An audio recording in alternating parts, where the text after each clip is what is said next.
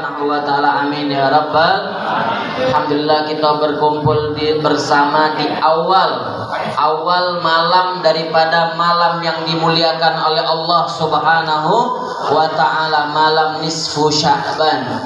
Malam yang dimuliakan oleh Allah Subhanahu wa taala, tidak ada malam yang mulia selain malam Lailatul Qadar, setelahnya langsung malam nisfu Sya'ban. Malam yang mulia yang mana Nabi Muhammad sallallahu alaihi wasallam bahkan beliau menyatakan bahwasanya apabila datang kepada kalian malam nisfu Sya'ban, maka apa yang dikatakan Nabi, Allah Subhanahu wa taala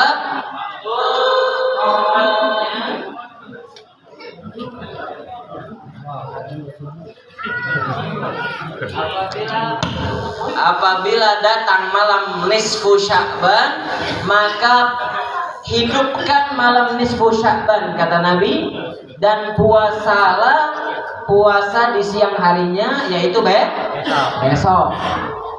Sesungguhnya kenapa kita harus menghidupkan malam nisfu Sya'ban? Karena Allah Subhanahu wa taala menurunkan rahmat dan maghfirahnya di malam ini.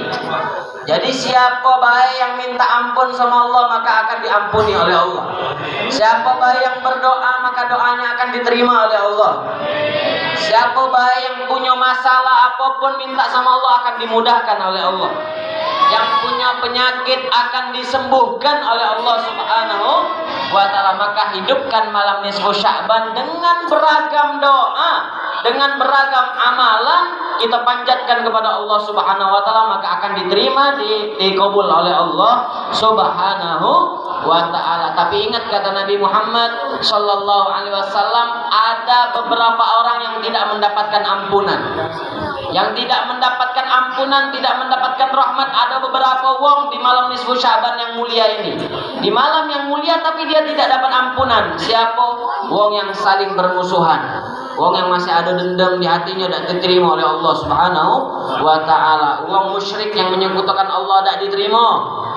Wong yang minum minuman khamar, yang berjudi dan semacamnya, masih maksiat, tidak akan diterima oleh Allah Subhanahu wa taala, tidak akan diberikan ampunan oleh Allah Subhanahu wa taala. Maka kita hidupkan malam ini, di awal malam ini dengan apa? Membaca Yasin. Ini anjuran daripada ulama, membaca Yasin 3 kali dengan niat-niat yang berbeda.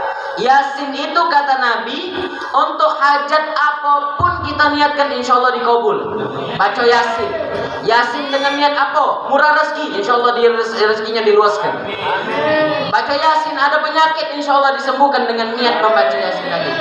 Maka malam ini sudah disusun oleh ulama membaca 3 Yasin 3 kali dengan niat-niat yang berbeda.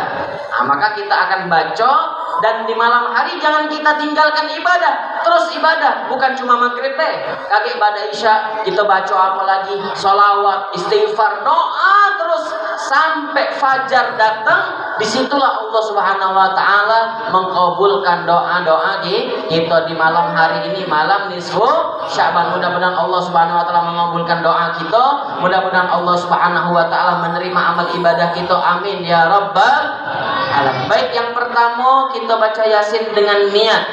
Di sini disusun ulama adalah yang pertama dengan niat panjang umur. Kita niatkan baca Yasin yang pertama ini, kita niat agar umur kita dipanjangkan oleh Allah Subhanahu wa taala di dalam ketaatan dan ketakwaan sehingga sehat zahir batin.